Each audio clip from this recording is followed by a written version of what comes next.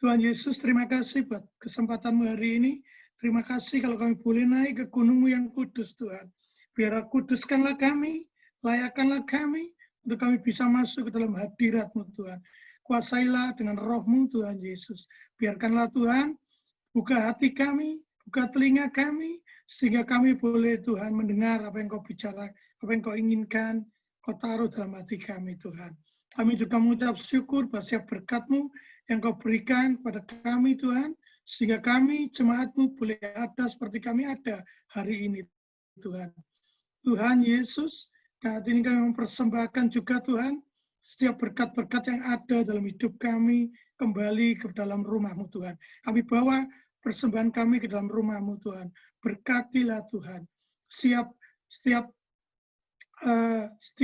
orang yang mengatur keuangan di dalam gereja ini, Tuhan, dalam role ini, Tuhan. Biarkan uang itu, Tuhan, bisa dipakai untuk kemuliaan-Mu, Tuhan. Terima kasih, Tuhan Yesus. Saat ini kami memuji, menyembah, membesarkan nama-Mu, Tuhan. Di dalam nama Tuhan Yesus, kami mengucap syukur, kami berdoa. Amin. Ya, Bapak Ibu, kita akan memuji dan menyembah Tuhan bersama-sama. Shalom, jemaat yang dikasihi Tuhan.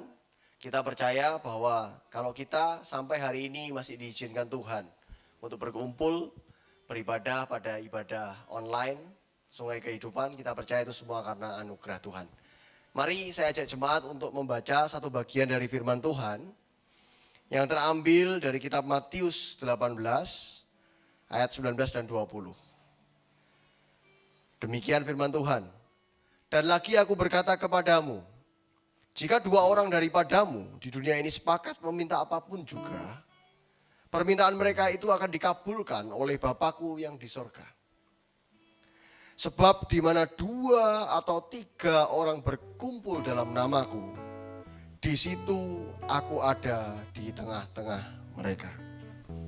Pagi hari ini kita berkumpul bersama untuk bersekutu di dalam Tuhan. Dan biarlah kita membawa segenap hati kita untuk memuji dan memuliakan nama Tuhan. Saya undang jemaat untuk mengambil waktu teduh sejenak. Engkau yang melihat hati kami pagi hari ini, Tuhan. Persiapkan agar kami dapat memuji dan memuliakan nama-Mu, Tuhan.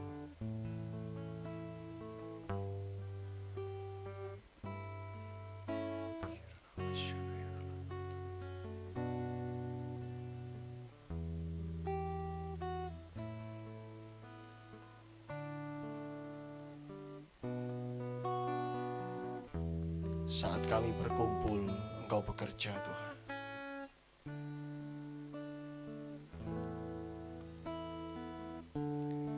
Saat kami berkumpul, Roh-Mu bekerja.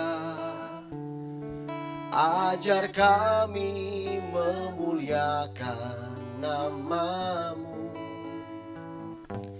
Saat hati kami mulai menyembah,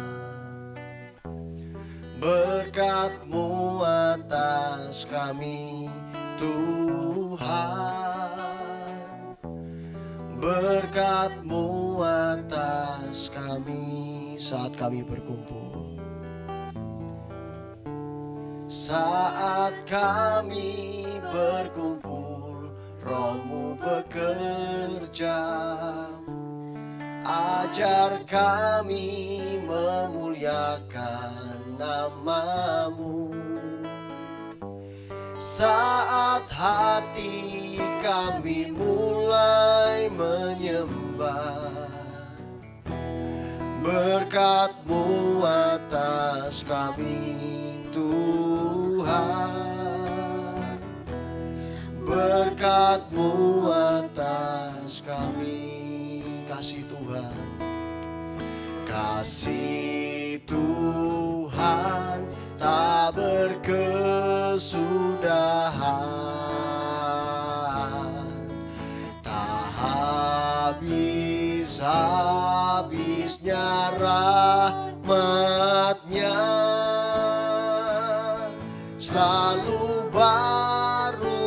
setiap pagi, baru setiap pagi. Besar setiamu Tuhan, besar setiamu.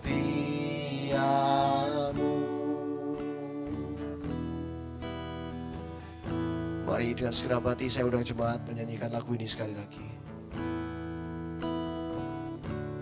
Saat kami berkumpul, Roh-Mu bekerja. Ajar kami Tuhan, Ajar kami memuliakan nama-Mu. Saat hati kami mulai menyembah, berkat-Mu atas kami.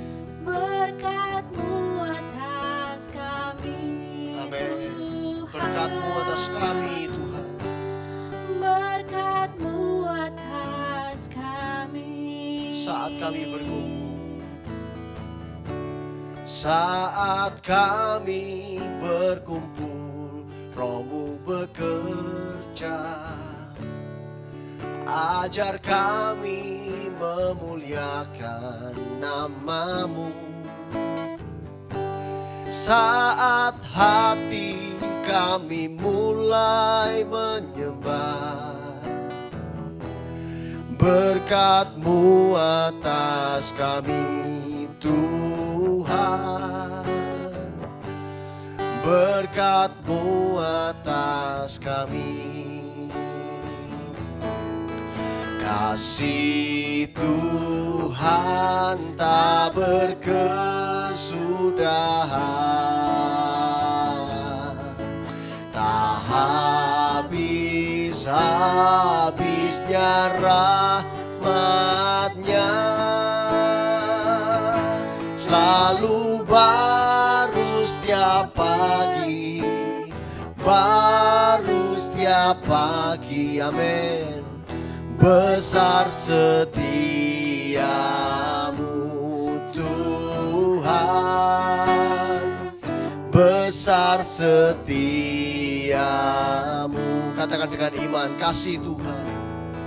Kasih Tuhan tak berkesudahan, tak habis-habisnya rahmat-Nya,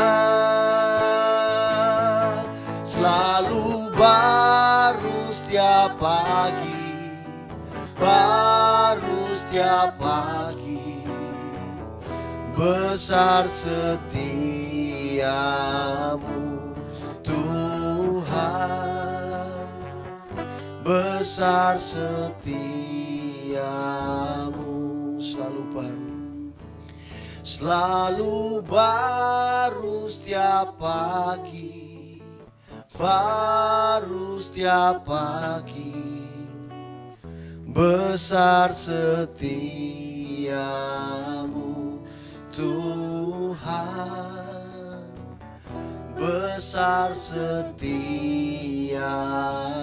Sekali lagi dengan segenap hati. Selalu baru setiap pagi, baru setiap pagi. Besar setiamu Tuhan, besar setiamu.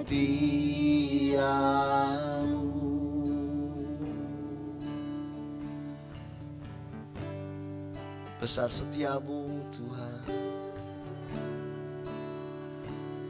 Oh, besar setiamu, tak habis-habisnya rahmat-Mu Tuhan.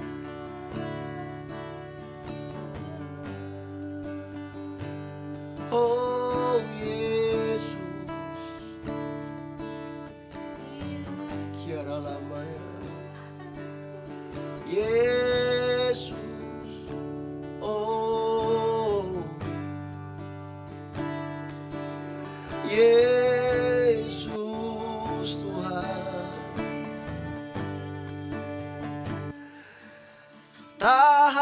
habis-habis rahmat-Mu,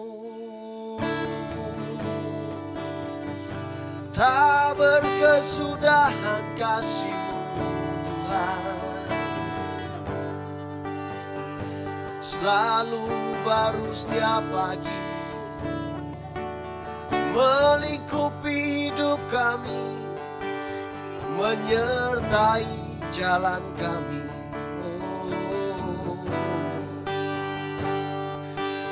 Yesus,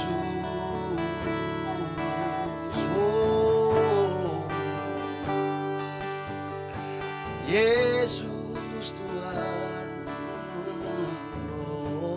Mari jemaat angkat suaramu.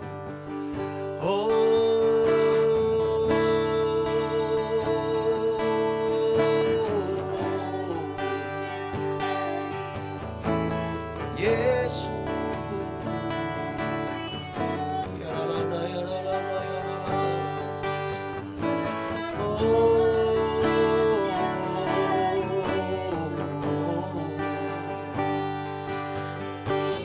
Yesus, Yesus, biarkan kami tinggal tenang dalam hadirat-Mu Tuhan, menyadari akan kasih-Mu yang tak pernah berkesudahan. Biarkan kami melihat dengan mata hati kami Tuhan, melihat rahmat-Mu yang tak pernah habis-habisnya bagi hidup kami, melihat penyertaan-Mu yang senantiasa dalam hidup kami Tuhan.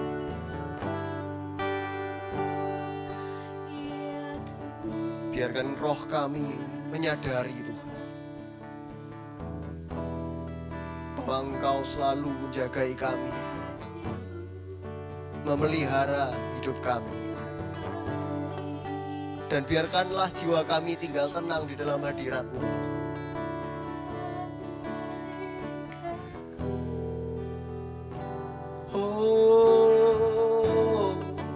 Barangkali ada di antara saudara yang lagi berbeban berat. Firman Tuhan mengatakan, tak berkesudahan kasih Tuhan, tak habis-habisnya rahmat-Nya, selalu baru setiap pagi. Baru setiap pagi. Mari lepaskan kekhawatiran-Mu kepada Tuhan, sebab Dialah yang memelihara engkau. Tangan kuat yang maha kuasa, Allah pencipta langit dan bumi, tangannya sendiri yang memapah kita, menggendong kita.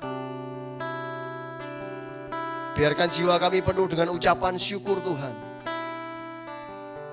Biarlah bibir kami penuh dengan puji-pujian kepadamu. Sungguh karena kasih-Mu yang tak berkesudahan, sungguh karena kebaikan-Mu melimpah dan melingkupi setiap hidup kami.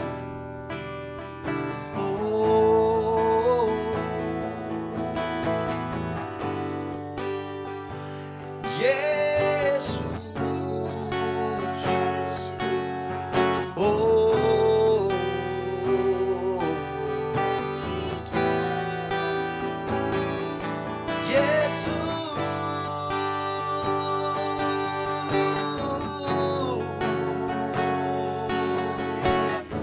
biarkan kami tinggal tenang dalam hadirat-Mu Tuhan.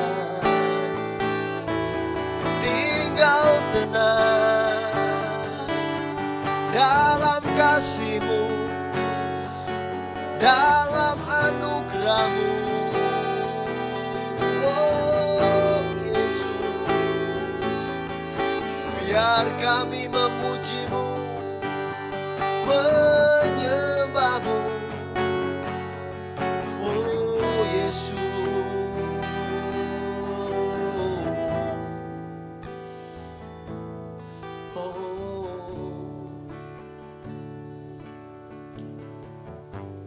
biarkan roh dan jiwa kami mengecap betapa baiknya Engkau Tuhan dalam hidup kami.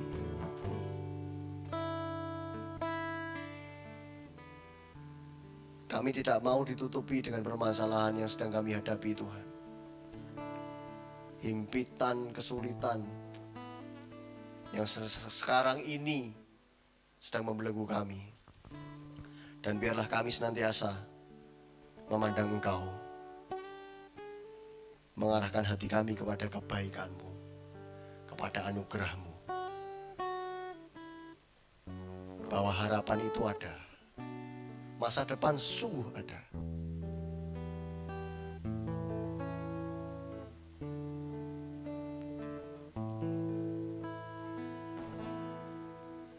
Bapa,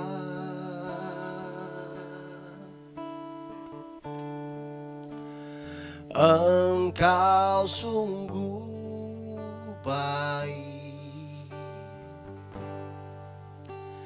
kasih-Mu melimpah di hidupku.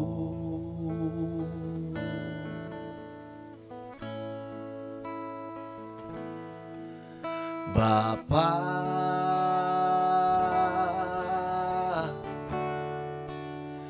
ku berterima kasih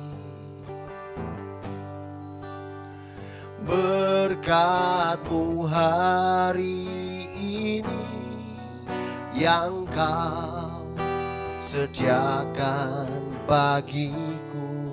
Sekali lagi dengan segenap hatimu katakan, Bapa, Engkau sungguh baik.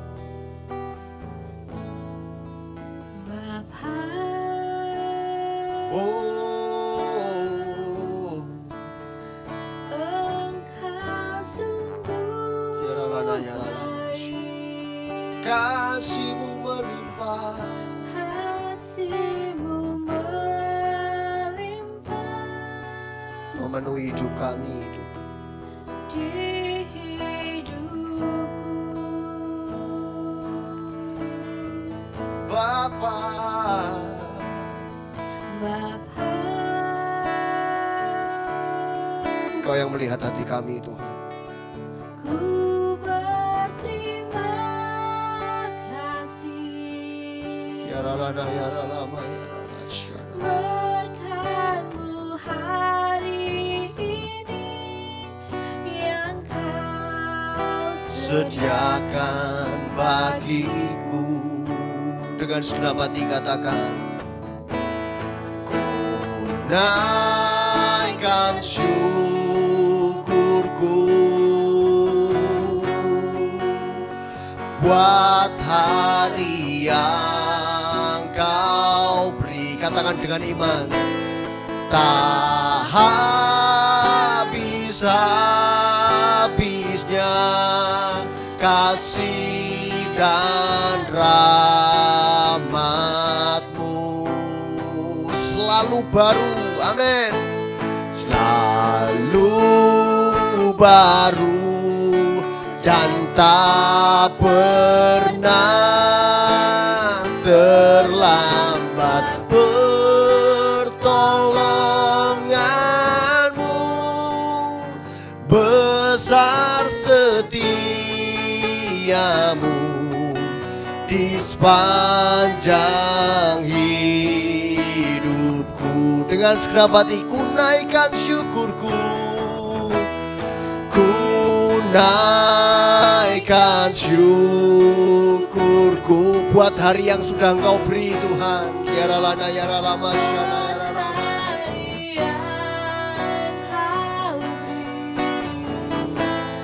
Tak habis-habisnya, sungguh tak habis-habisnya, amin. Biarkan rahmat-Mu melingkupi segenap hidup kami, Tuhan.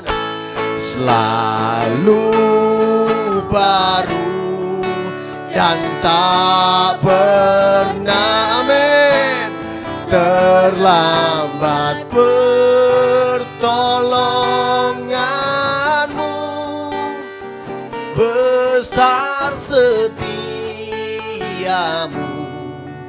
di sepanjang hidupku. Dengan senang hati katakan, ku naikkan syukurku buat hari yang Kau beri.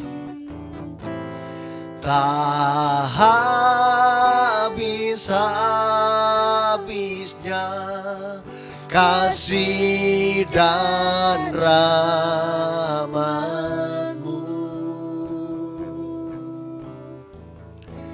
Selalu baru dan tak pernah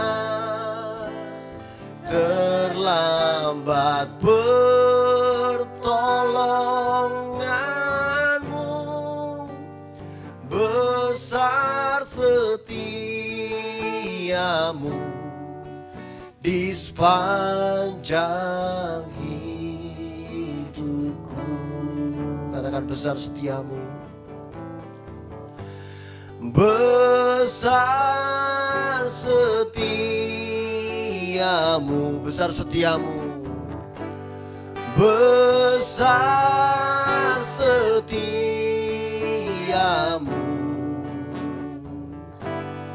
Besar setiamu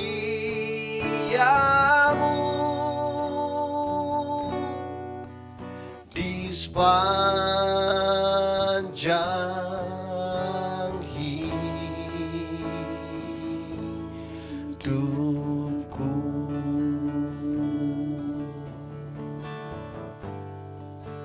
Seperti lagu yang kami nyanyikan Tuhan, biarlah dengan pikiran, hati, dan jiwa kami menyadari bahwa besar setiamu dalam hidup kami Tuhan. Seberapapun banyak pelanggaran yang telah kami lakukan, sungguh besar setiamu Tuhan.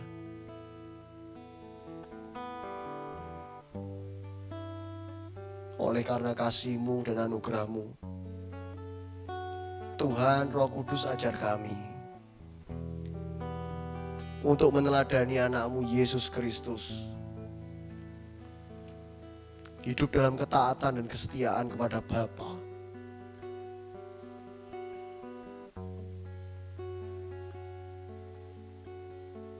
Sungguh Tuhan, tanpa Engkau kami tidak mampu Tuhan.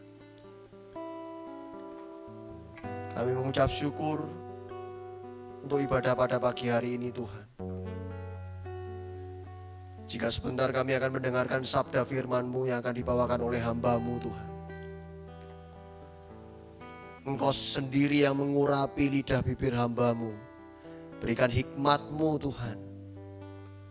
Curahkan isi hati-Mu melalui hamba-Mu Tuhan. Biarkanlah firman yang disampaikan menjadi seperti benih yang akan tumbuh dalam setiap tanah hati kami Tuhan. Roh Kudus, oleh karena kasih setiamu yang besar Tuhan, biarkanlah hati kami menjadi seperti tanah yang subur, di mana setiap benih yang ditanam dapat bertumbuh, berakar kuat di dalam Engkau, dan berbuah bagi kemuliaan-Mu Tuhan. Terima kasih Tuhan, terima kasih Tuhan. Kami sambut firman-Mu hanya di dalam nama Tuhan Yesus Kristus. Semua yang percaya katakan amin. Saya persilakan kepada hambanya untuk menyampaikan firman Tuhan.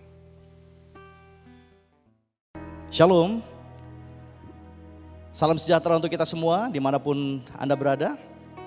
Hari ini saya mengucapkan salam perkenalan untuk Gereja River of Life.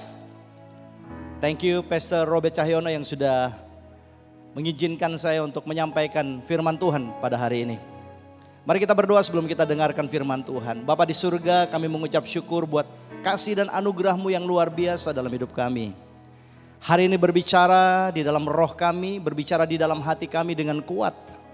Biarlah firman-Mu ini menyadarkan kami, mengingatkan kami akan semua yang salah yang mungkin kami lakukan, agar kami dapat dipulihkan oleh Tuhan.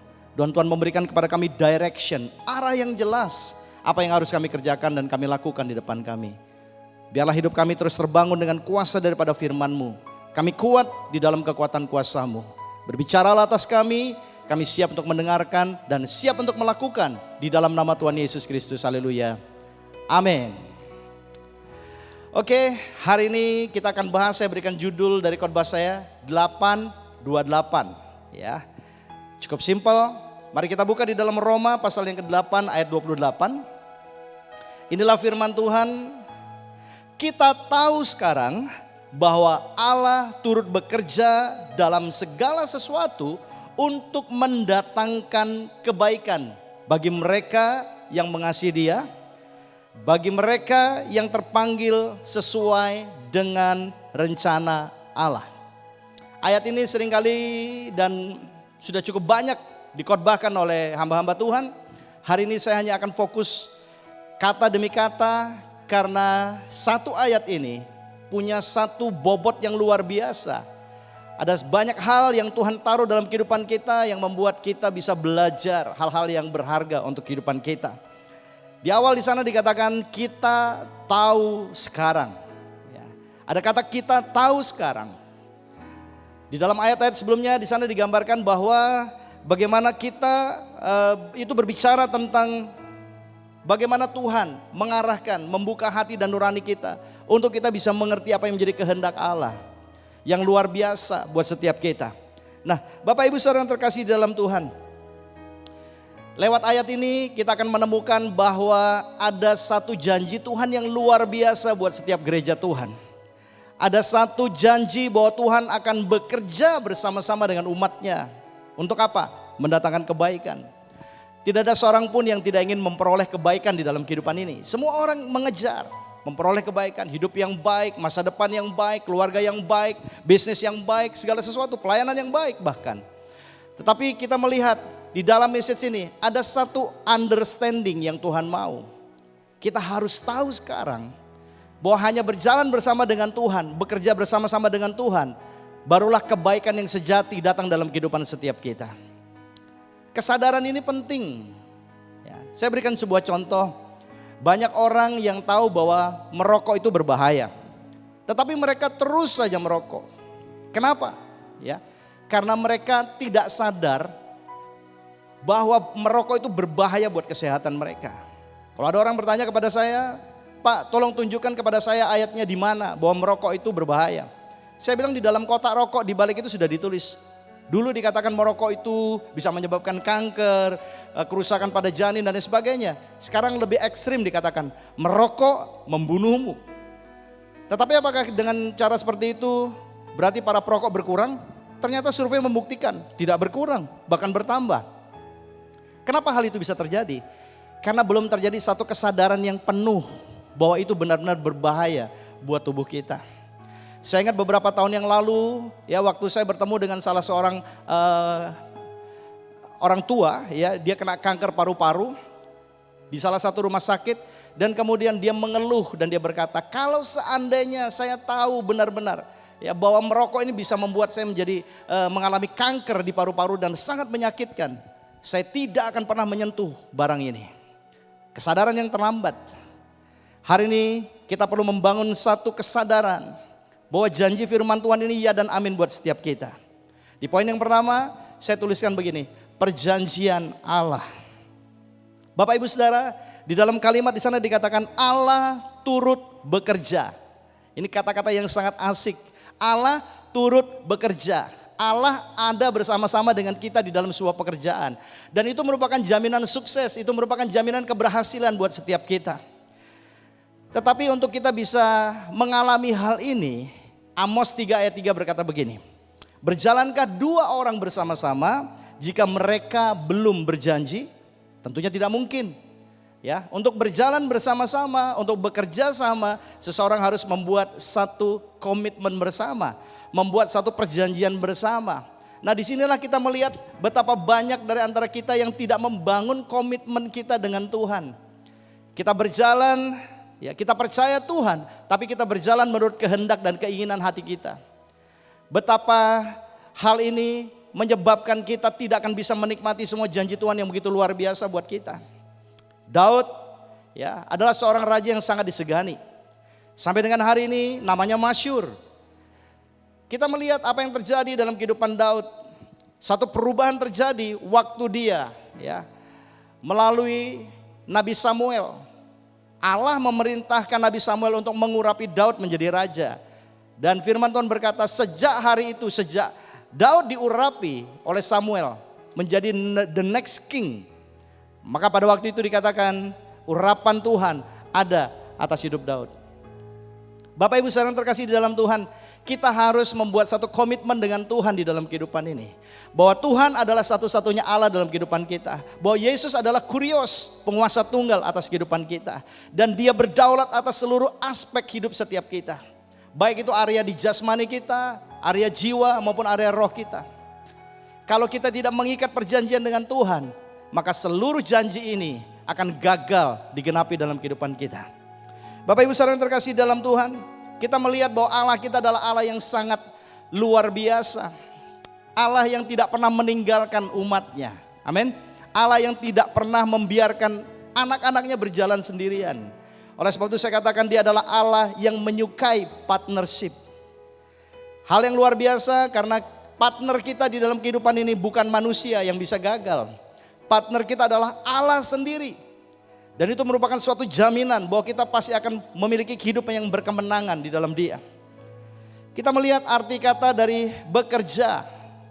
Ya, di sini dikatakan Allah turut bekerja dalam bahasa aslinya adalah sunerge. Sun artinya bersama-sama dan ergon artinya adalah bekerja atau melakukan satu aktivitas secara terus-menerus, continue. Bukan hanya sekali. Kalau kita bicara tentang ayat ini bicara tentang bagaimana kita membangun suatu komitmen dengan Tuhan. Berjanji bahwa kita ada di dalam Tuhan dan Tuhan ada di dalam kita. Dan kita bekerja sama dan kita sama-sama bekerja. Dengan satu tujuan, menggenapi apa saja yang Allah kehendaki dalam kehidupan kita. Yesus berkata bukan kehendakku yang jadi, tapi kehendakmu yang jadi.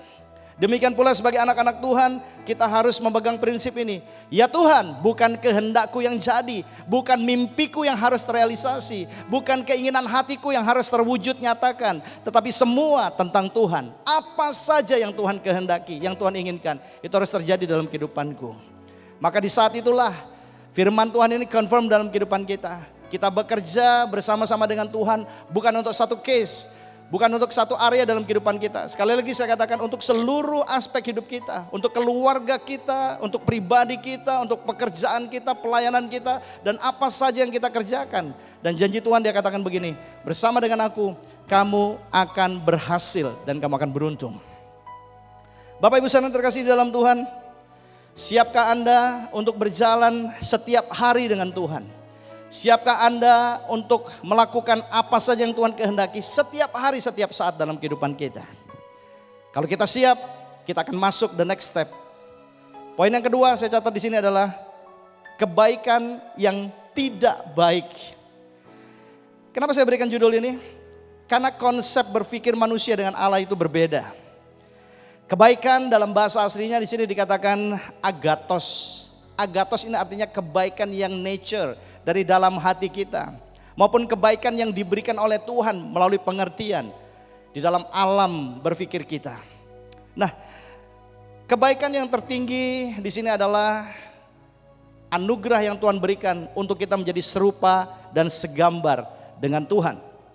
Mari kita baca di dalam Roma 8 ayat 29, firman Tuhan berkata begini, sebab semua orang yang dipilihnya dari semula, mereka juga ditentukannya dari semula untuk menjadi serupa dengan gambaran anaknya.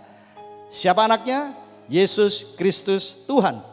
Supaya ia menjadi yang sulung. Ya, anaknya itu menjadi yang sulung di antara banyak saudara. Yesus menjadi yang sulung. Dia menjadi kepala dalam kehidupan setiap kita. Dia menjadi pemimpin dalam kehidupan setiap kita. Dan dikatakan kita sudah dipilih dan kita ditentukan untuk menjadi apa saudara? Serupa dan segambar dengan anaknya. Ini satu kemurahan yang luar biasa. Bapak Ibu saudara yang terkasih dalam Tuhan. Apa yang Tuhan ingin berikan dalam kehidupan setiap kita? Tuhan ingin memberikan hati dan pikirannya. Semua rancangannya, kehendaknya dalam kehidupan ini. Kalau kita bicara tentang kata rancangan, itu artinya dalam bahasa Inggris thoughts, pemikiran, pikiran Tuhan. Dikatakan, hendaklah kamu dalam hidupmu bersama, dalam kitab Filipi, menaruh pikiran dan perasaan yang terdapat juga dalam Kristus Yesus. Yang walaupun dalam rupa Allah, tidak menaruh segala sesuatu itu sebagai milik yang harus dipertahankan. Ini yang luar biasa. Tuhan menyampaikan pikirannya buat setiap kita. Kalau kita memiliki pikiran Kristus dalam kehidupan ini, kita akan bisa mengerti ada banyak hal yang begitu membingungkan dalam kehidupan ini. Tapi kita bisa tetap komitmen percaya bahwa semua rancangan Tuhan adalah rancangan yang terbaik buat setiap kita. Bapak Ibu saudara terkasih, dalam Yesaya 55 ayat 8 dan 9 sana dikatakan rancangan Tuhan bukan rancangan kita, jalan Tuhan bukan jalan kita, ya. Dan dikatakan seperti demikian tingginya jalanku, ya, dari seperti langit dari bumi. Seperti itu perbedaan antara pikiran manusia, rancangan Tuhan dengan rancangan manusia, dan jalan Tuhan dari jalan setiap kita. Inilah yang menyebabkan mengapa kita sulit mengerti waktu kita berhadapan dengan satu situasi sulit dalam kehidupan kita. Khususnya hari-hari ini, waktu kita berhadapan dengan pandemi COVID, ya, semua orang udah mulai, banyak orang yang sudah ada di titik kelelahan yang sangat. Sampai kapan ini berakhir? Energinya sudah habis terkuras, ya, mungkin secara keuangan, secara finansial juga sudah habis-habisan. Apa yang harus kami kerjakan? Beberapa orang konseling kepada saya dan bertanya hal ini. Apalagi yang harus saya lakukan? Saya cuma berkata begini. Yang perlu kita lakukan adalah selalu membawa hati dan pikiran Tuhan di dalam hati dan pikiran kita. Karena rancangan Tuhan bukan rancangan kita. Amin. Ini susah untuk dapat dimengerti. Kita belajar dari Rasul Paulus apa yang dia sampaikan. Rasul yang dipakai dengan luar biasa, dari seorang yang membenci jalan kebenaran, yang menjadi musuh, menjadi seteru daripada Kristus, kemudian diperdamaikan dalam pertemuan, encounter yang luar biasa dalam perjalanan ke Damsyik. Dan disitulah Saulus mengenal Yesus itu yang dia aniaya, dan dia buka hati dan kehidupannya, hidupnya diubahkan oleh Tuhan. Kita melihat dalam perjalanan pelayanan daripada Rasul Paulus, bukan hal-hal yang mudah yang dia hadapi. Berkali-kali dia harus masuk penjara, berkali-kali dia disesa, dia didera, dipukuli, ditelanjangi di depan orang banyak. Tetapi dia tidak pernah mundur dari tugas panggilan Tuhan dalam kehidupan dia. Kalau menurut standar kita itu bukan hal yang baik, pasti. Karena tidak ada satu orang pun dari antara kita yang ingin dipukul, dipermalukan. Tidak ada satu orang pun. Tetapi setiap apapun yang terjadi dalam kehidupan kita, selama itu seizin daripada Allah dan itu seizin daripada Tuhan untuk membentuk kita, membuat kita menjadi pribadi yang lebih baik. Ya, seperti tadi saya katakan, the highest, ya, kebaikan tertinggi yang harus kita mengerti sebagai anak-anak Tuhan, bukan sakit disembuhkan, bukan miskin diperkaya, bukan sesuatu yang tidak bisa kita lakukan dan kemudian kita bisa lakukan, bukan hanya hal-hal seperti itu. Tapi pengertian di sini adalah kebaikan yang tertinggi waktu kita masuk di dalam proses pembentukan untuk menjadi semakin serupa dan segambar dengan Tuhan. Ini satu kemurahan yang luar biasa. Oleh sebab itu Bapak Ibu saudara, di dalam 2 Korintus 12 ayat 7 sampai dengan ayat 10, saya baca singkat aja buat setiap kita. Di sana dikatakan Rasul Paulus berdoa kepada Tuhan, dan dia sampaikan ini, dan supaya aku jangan meninggikan diri karena pernyataan-pernyataan yang luar biasa. Rasul Paulus karena dia punya kedekatan dengan Tuhan, dia berjalan dalam perjanjian dengan Tuhan, maka Tuhan menyingkapkan banyak hal yang rahasia, sehingga apa yang dia tidak mengerti sebelumnya, kemudian dia pahami dengan baik. Dan pernyataan-pernyataan ini begitu spektakuler, membuat orang menjadi kagum, luar biasa. Rasul Paulus begitu luar biasa. Dan kemudian dia berkata di sini dengan satu pengertian, ada iblis datang menggocoh dia, ya, berusaha menjatuhkan mentalnya, berusaha membawa imannya menjadi down. Orang berkata itu sakit, penyakit dan lain sebagainya. Tapi dengar baik-baik, di sini dikatakan Paulus mengerti dengan baik bahwa semua proses itu mendatangkan kebaikan buat dia. Dan di sana dikatakan 3 kali dia berdoa kepada Allah. 3 kali dia berdoa kepada Tuhan supaya utusan iblis itu mundur daripada dia. Bukan sekali loh, 3 kali dia berdoa. Ini sangat mengganggu sekali. Kalau bisa lalukan semua, cabut duri dalam daging ini. Tetapi Tuhan berkata demikian kepada Rasul Paulus, cukuplah kasih karuniaku bagimu, sebab dalam kelemahanlah kuasaku, kuasa Tuhan menjadi sempurna di dalam Rasul Paulus. Dalam keadaan sakit, dalam keadaan tertekan, dalam keadaan terintimidasi, dalam keadaan mungkin kita boleh membayangkan situasi yang dihadapi. Mungkin tidak ada pengharapan lagi untuk apa yang dihadapi.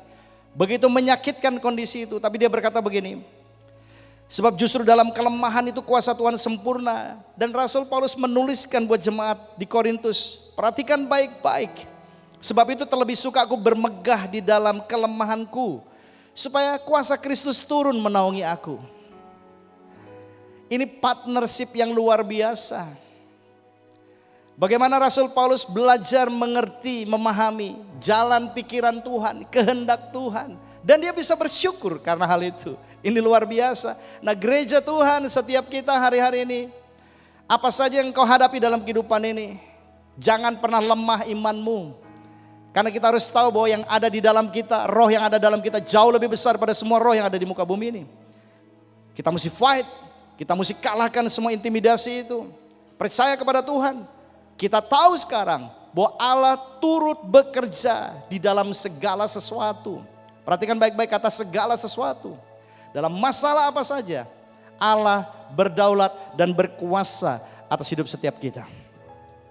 Rasul Paulus berkata gitu, di dalam aku rela, aku senang dan aku rela di dalam kelemahan, di dalam siksaan, di dalam kesukaran, di dalam penganiayaan dan kesesakan oleh karena Kristus. Bukan oleh karena kesalahan yang kita buat sendiri, Bapak Ibu Saudara. Ya, seringkali orang makan makanan yang pedas dan kemudian sakit perut dan kemudian berkata ini pencobaan dari Tuhan. Bukan. Itu adalah kebodohan kita sendiri. Kita harus tahu. Di sini dikatakan dengan jelas bahwa semua karena Kristus. Rasul Paulus didera, dianiaya, disiksa dan semua dia katakan. Dia terima itu dan dia tidak pernah mempersalahkan Tuhan. Dan dia tidak pernah gugur imannya karena hal itu. Dan dia tutup dengan pernyataan begini, sebab jika aku lemah, maka aku kuat. Katakan bersama saya, sebab jika aku lemah, maka aku kuat. Kenapa? Karena waktu kita gak mampu, kita mengandalkan kekuatan daripada Tuhan. Dan 100% kekuatan Tuhan itu yang bekerja melalui hidup setiap kita. Percayalah, kita pasti akan tampil menjadi pemenang. Bapak Ibu Saudara, untuk perubahan hidup menjadi serupa dan segambar dengan Tuhan ini prosesnya panjang banget. Prosesnya mungkin sangat menyakitkan buat daging kita, buat hati dan pikiran kita. Tapi tetap percaya bahwa ada kekuatan yang lebih. Karena Tuhan berkata pencobaan yang kamu alami adalah pencobaan biasa yang tidak akan pernah melampaui kekuatanmu sendiri. Pada waktu kamu dicobai, Tuhan akan memberikan kepadamu, kepada saya jalan keluar sehingga kita dapat menanggungnya. Yang ketiga, kasih tanpa syarat bagi mereka yang mengasihi Dia, mengasihi Tuhan. Bapak Ibu Saudara terkasih dalam Tuhan, mengasihi ini menunjukkan satu hal, sikap hati. Apakah sikap hati? Sikap hati adalah bagian terdalam dalam diri manusia yang ada di wilayah kedaulatan daripada manusia itu sendiri.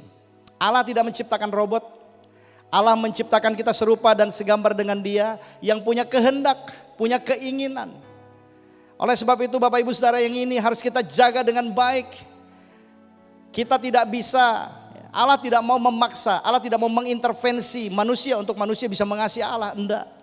Allah menunjukkan kasih setianya kepada semua orang. Allah menunjukkan bagaimana Dia menciptakan langit, bumi dan segala isinya. Allah menunjukkan keperkasaannya, Allah menunjukkan kehebatannya. Tetapi bagi setiap orang yang mau membuka hati buat Tuhan, sekali lagi saya katakan yang mereka yang mau mengizinkan, membangun satu komitmen kerjasama dengan Tuhan. Benar-benar kita membuka hati kita, menerima kasih daripada Tuhan. Sehingga kita juga belajar mengasihi Tuhan dengan kasih yang Tuhan berikan kepada setiap kita. Inilah kemudian yang saya katakan terjadi konektivitas, keterhubungan kita dengan Tuhan. Hanya orang Kristen sejati yang bisa mengasihi Allah. Catat baik-baik ya.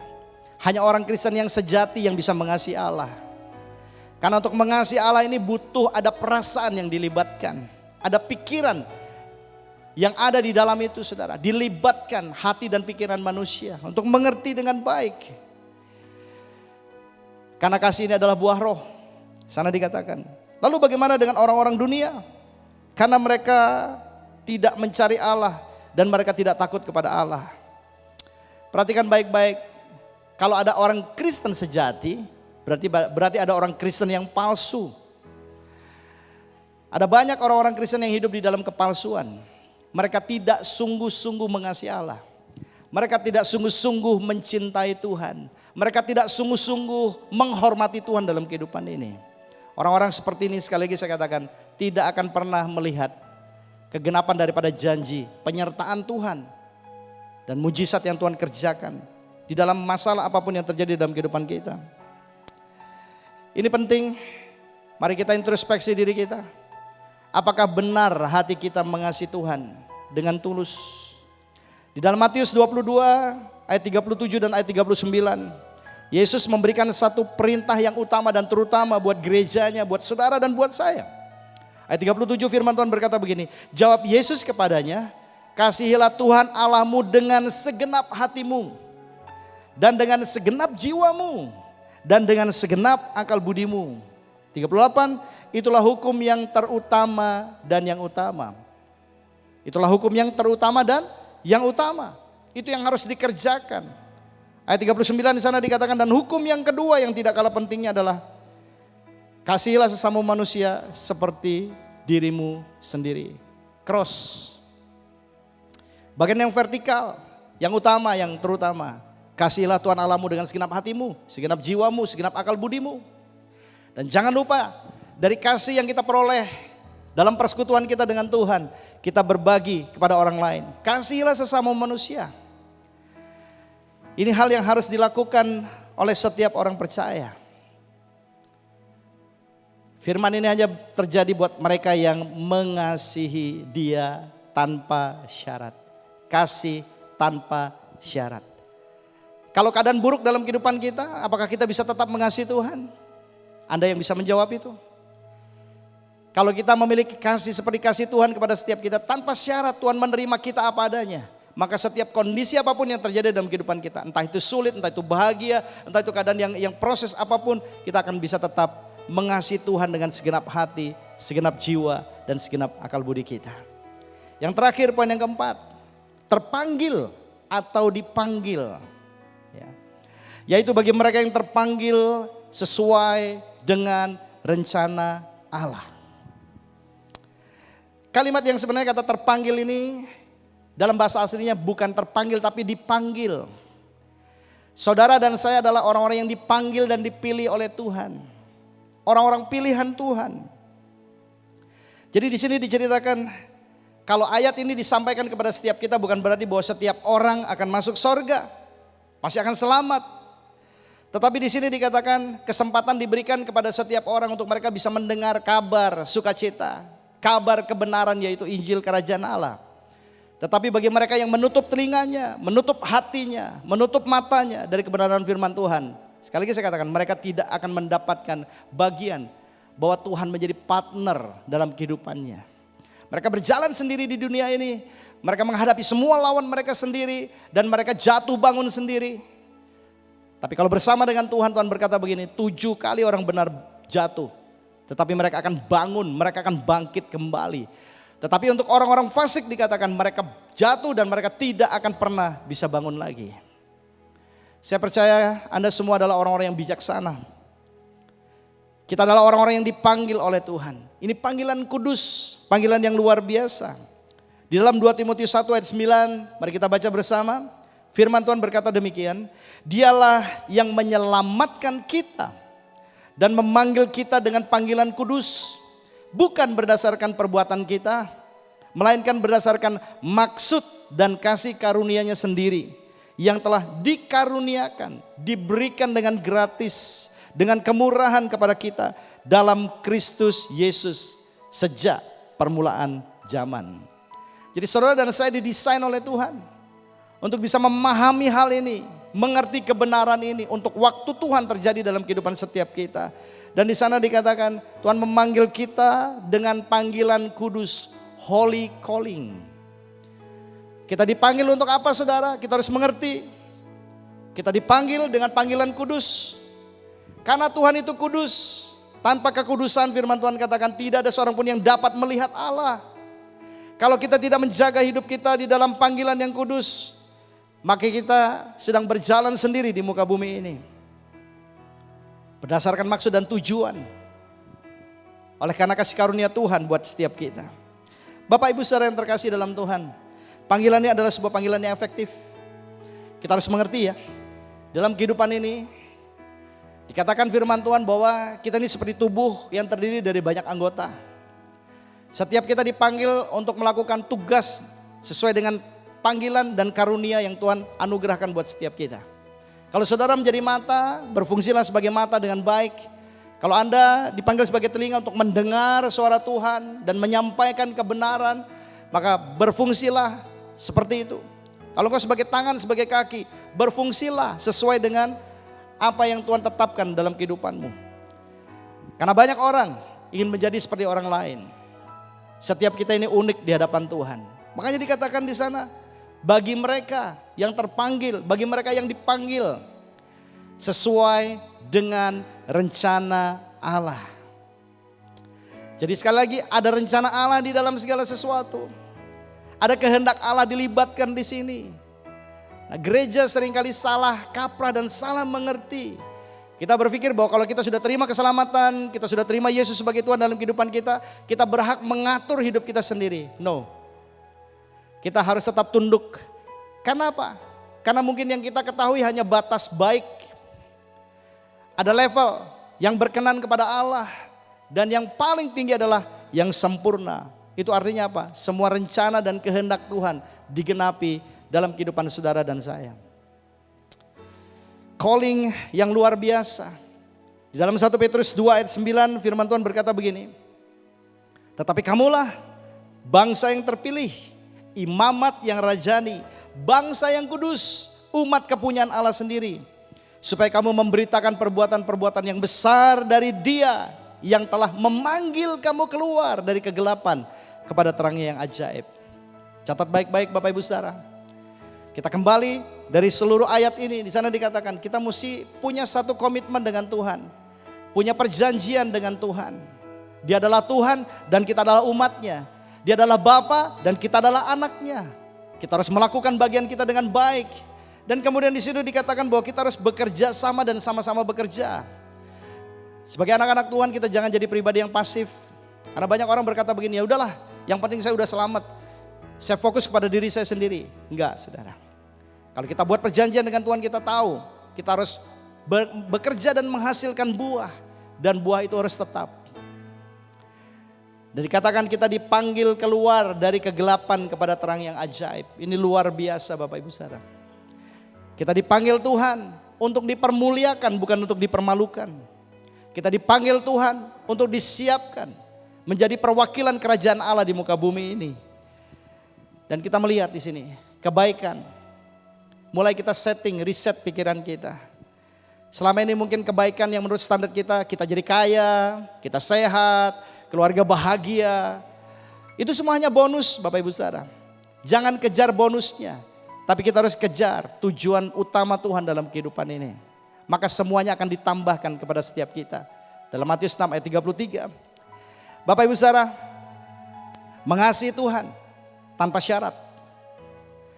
Tanpa syarat. Dan saya tegaskan kembali bahwa kita dipanggil untuk keluar dari kegelapan. Jadi jangan hidup lagi di dalam kegelapan. Jangan hidup lagi dalam kebodohan dan kesia-siaan. Itu yang dikatakan firman Tuhan. Jangan bodoh. Kita harus mengerti apa yang menjadi kehendak Allah. Apa yang baik, yang berkenan. Dan yang sempurna di hadapan Tuhan. Haleluya. Luar biasa. Saya percaya Anda bisa menangkap hal ini. Dan tujuan yang berikutnya dari Tuhan adalah untuk kita memberitakan perbuatan-perbuatan yang besar dari Dia. Yang sudah memanggil kita. Dengar panggilan Tuhan hari ini. Dimanapun kau berada dan apapun yang sedang kau hadapi hari-hari ini. Tuhan adalah Tuhan yang hebat, yang luar biasa. Dan Dia juga mau berjalan bersama dengan saudara dan saya. Untuk menggenapi rancangan-rancangannya yang sempurna, yang luar biasa buat setiap kita. Saya close dengan satu cerita. Suatu malam ada seorang dia bermimpi. Dan waktu dia bermimpi, dia sedang berjalan di sepanjang bibir pantai bersama dengan Tuhan. Sementara dia berjalan di tepi pantai, karena tanahnya yang cukup lunak, maka terlihat di situ ada jejak langkah kaki. Ya. Dia menoleh ke belakang dan dia melihat ada 2 jejak langkah kaki di situ. Kemudian Tuhan berkata, pandang ke langit. Dan waktu dia melihat ke langit, luar biasa. Dia melihat adegan-adegan dari sejak dia masih kecil terjadi. Seperti sebuah giant screen. Ya, dari dia kecil, kemudian dia menjadi remaja, pemuda, dan kemudian dia menjadi orang dewasa. Dia melihat seluruh perjalanan hidup dia. Luar biasa sekali. Dan dia melihat di situ ada jejak langkah 2 kaki, 2 pasang kaki di situ. Tetapi dia mengingat ada masa-masa sulit yang terjadi dalam kehidupan dia. Dan dia melihat di situ, di dalam screen itu, di dalam video itu. Dia melihat di saat-saat yang paling rendah dalam kehidupannya, paling berat di dalam kehidupannya. Dia melihat hanya ada 1 langkah kaki. Dan kemudian dia menjadi kecewa. Dia bertanya kepada Tuhan, Tuhan, mengapa di saat-saat yang paling sulit dalam kehidupanku, di saat yang paling berat dalam kehidupanku, justru aku melihat aku berjalan sendirian. Aku melihat hanya ada 1 pasang jejak langkah kaki di situ. Kemudian Tuhan merangkul orang ini dan berkata, anakku, engkau adalah anak yang sangat berharga bagiku. Ketahuilah, waktu engkau melihat 1 jejak langkah kaki itu di saat yang paling sulit dalam kehidupanmu, itu adalah jejak langkah kakiku dan bukan jejak langkah kakimu. Orang ini terkejut dan dia bertanya, lalu kemudian saya ada di mana? Saat itu aku sedang menggendong kamu. Aku yang memikul kamu. Menangislah orang ini. Dan dia sadar bahwa di saat-saat yang paling sulit dalam kehidupannya, Tuhan tidak pernah meninggalkan dia. Firman Tuhan berkata, aku sekali-kali tidak akan meninggalkan kau. Aku sekali-kali tidak akan melupakan kau. Karena engkau mengikat perjanjian dengan aku seperti Allah Abraham, Ishak dan Yakub. Abraham mengikat janji dengan Allah. Dan dikatakan melalui Abraham berkat kepada bangsa-bangsa. Kepada keturunan demi keturunan. Sehingga Ishak menerima berkat. Sehingga Yakub juga menerima berkat. Dan keturunan Yusuf dan seterusnya mereka menerima berkat. Karena Allah perjanjian.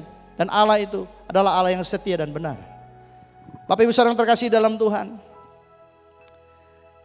Tuhan mau bekerja bersama-sama dengan kita. Untuk mewujudkan apa yang tidak pernah dilihat oleh mata. Apa yang tidak pernah didengar oleh telinga. Dan apa yang tidak pernah timbul dalam hati manusia. Tetapi syaratnya sudah disampaikan kepada setiap kita. Mari kita ambil keputusan hari ini. Untuk kita tidak pernah berjalan sendiri di dunia yang penuh dengan kekotoran dan kenajisan. Di dunia yang penuh dengan jebakan yang bisa menghancurkan hidup setiap kita. Tapi hidup kita adalah hidup yang benar-benar dipersembahkan untuk Tuhan. Bapak Ibu saudara yang terkasih dalam Tuhan. Saya sudah sampai kepada akhir daripada apa yang saya sampaikan untuk hari ini. Tetap percaya kepada Tuhan. Tetap mengasihi Dia. Tetap hidup sesuai dengan panggilan Tuhan buat setiap kita. Tetap mengerti apa yang menjadi rencana Allah. Dan berjalan bersama dengan Allah. Dan kau akan melihat jejak langkah kaki Tuhan selalu ada dalam kehidupan setiap kita. Saya undang kita untuk berdoa bersama-sama. Kami mau sembah Engkau Tuhan. Terima kasih. Ku tahu Engkau bekerja Tuhan. Ku tahu Allah bekerja. Ku tahu Allah bekerja dalam segala perkara. Allahku bekerja. Ku tahu Allah bekerja. Ku tahu Allah bekerja dalam segala perkara Allahku bekerja untuk kebaikan kita, orang yang mengasihi Dia, yang dipanggil sesuai dengan rencananya, yang dipanggil sesuai dengan rencananya.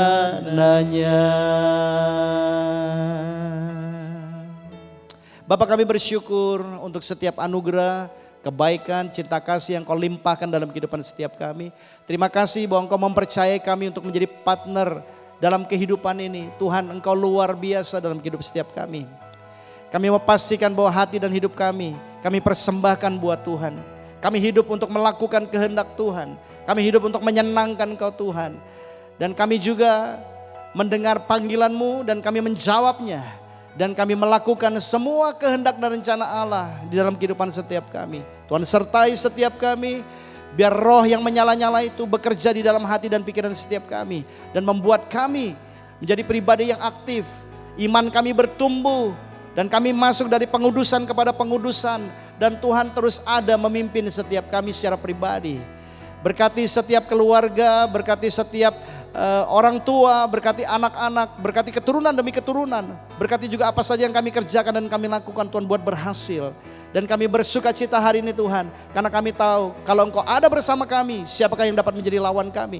Dan kami akan menjadi pemenang, bahkan lebih daripada pemenang. Kami terima anugerah-Mu, kami terima berkat-Mu di dalam nama Tuhan Yesus Kristus. Haleluya. Amin.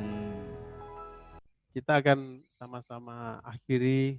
Sekali lagi kita mau bersyukur kepada Tuhan, bersyukur untuk firman-Nya yang disampaikan hari ini, dan bersyukur untuk apa yang terjadi pada Reinhard, juga apa yang terjadi pada keluarga Bu siapa tadi? Saya lupa, Bu Marfuah. Bu Wiman. Bu Wiman, Pak Agen. Bu Wiman. Ya, Pak Agen. Ya. Jadi sehingga beliaunya sekalipun dalam masa-masa duka cita, tetapi boleh bersaksi dengan bersemangat, ya, dengan keyakinan yang penuh bahwa almarhum sudah di Firdaus, ya, dan Tuhan Yesus tidak akan pernah meninggalkan kita, ya. Mari kita sama-sama nyanyikan satu pujian, yaitu satu-satunya pribadi yang mengenal siapa kita, dan satu-satunya pribadi yang mengenal isi hati kita yang paling dalam, ya. Itu bukan siapapun, bahkan kadang kita sendiri tidak insight, ya, tidak sadar bahwa hati kita itu sudah menyimpang dari apa yang Tuhan rencanakan, sehingga kita tidak bisa mengalami, ya, apa yang tertulis di Roma pasal 8 ayat yang ke-28 tadi, yaitu Allah turut bekerja sama, ya, atau turut bekerja di dalam segala sesuatu. Dan itu bisa terjadi karena Dia mengetahui persis, ya, isi hati kita. Termasuk hari ini, masing-masing kita isi hati kita. Mari kita datang kepada Dia dan kita menghormati Dia, karena Dialah satu-satunya, ya, satu-satunya pengharapan kita, satu-satunya penghiburan kita, satu-satunya Tuhan, satu-satunya Bapa yang begitu mencintai kita tanpa syarat. Ya, kita nyanyikan lagu ya.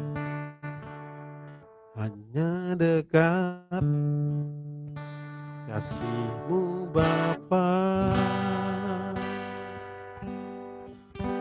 jiwaku pun terang. Engkau menerima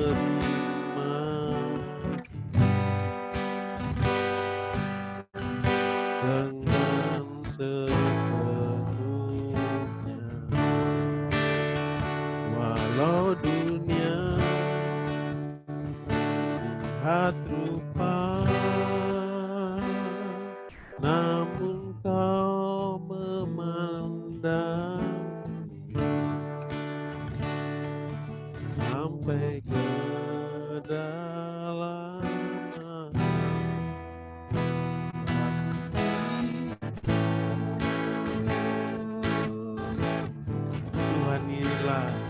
Tuhan inilah yang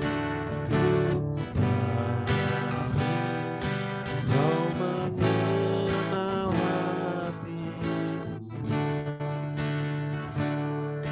jauh melebihi semua yang terdekat sekalipun. Tuhan inilah yang Kau menjaga hati supaya kehidupan lancar senantiasa. Sekali lagi dengan segenap hati, hanya dekat kasih-Mu Bapa, jiwaku pun terang. Engkau menerima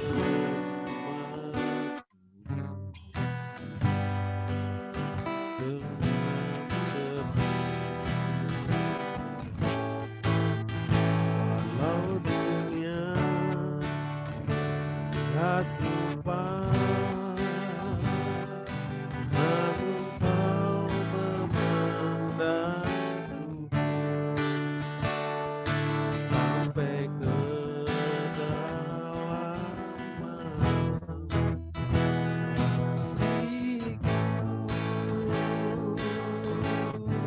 Tuhan inilah yang Kau mengenal hati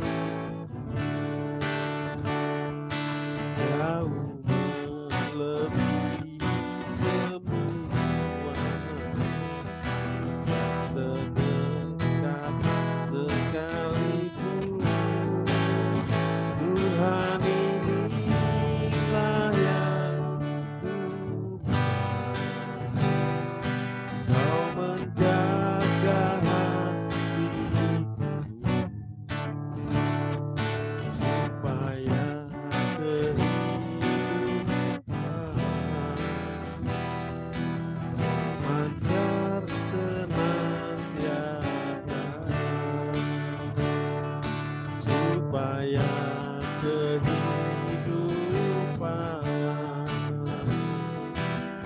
lancar senantiasa, supaya kehidupan memancar senantiasa.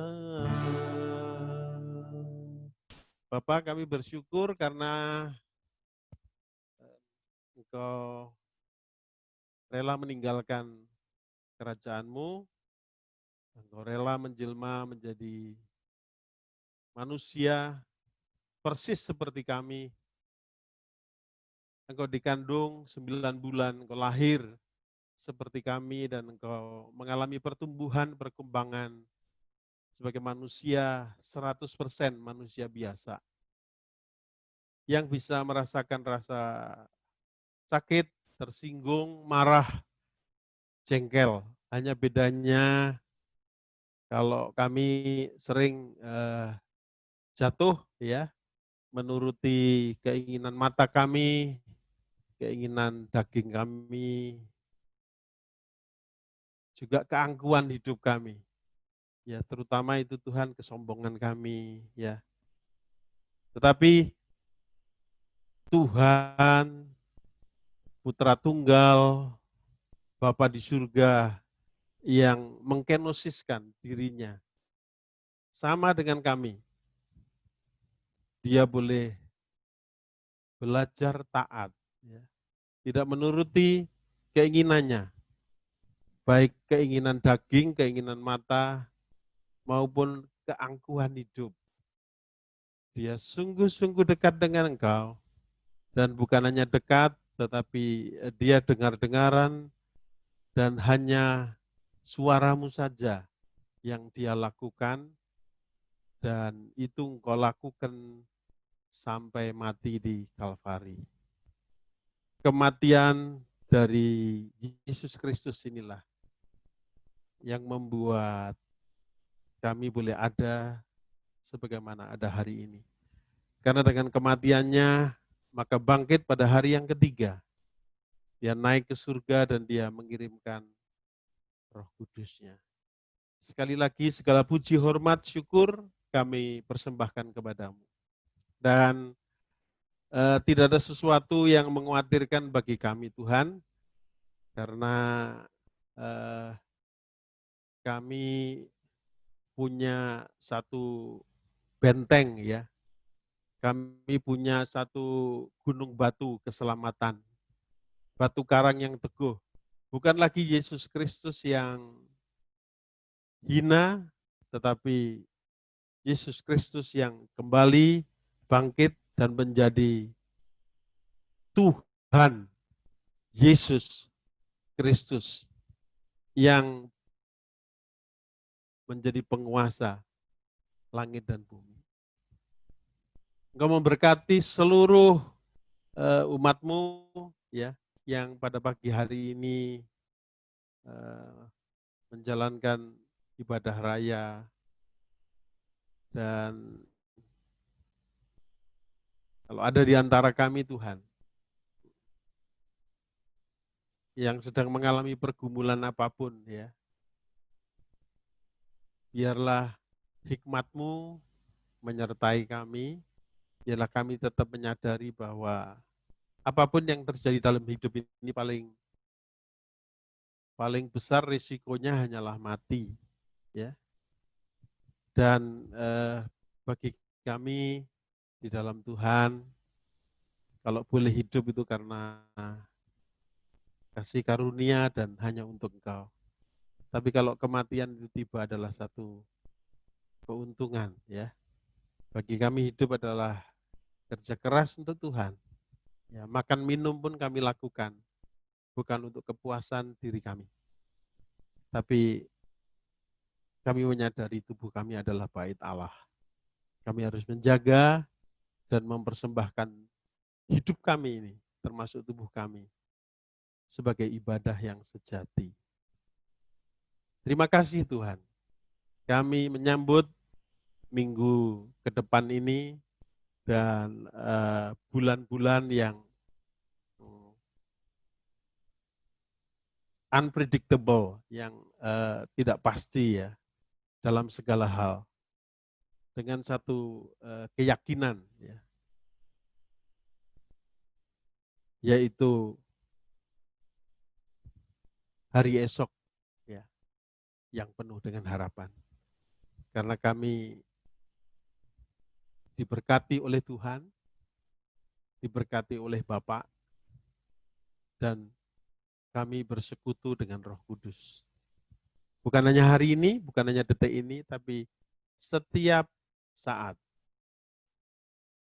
Terima kasih memberkati persembahan yang kami akan berikan Tuhan. Sungguh kami menyadari bahwa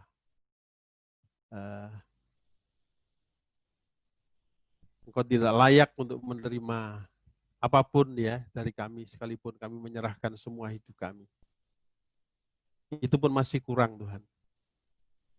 Tapi kalau kami mempersembahkan karena kami mengasihi, maka itulah yang menyenangkan hatimu.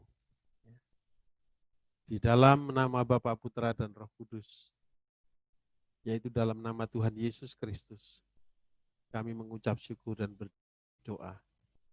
Amin.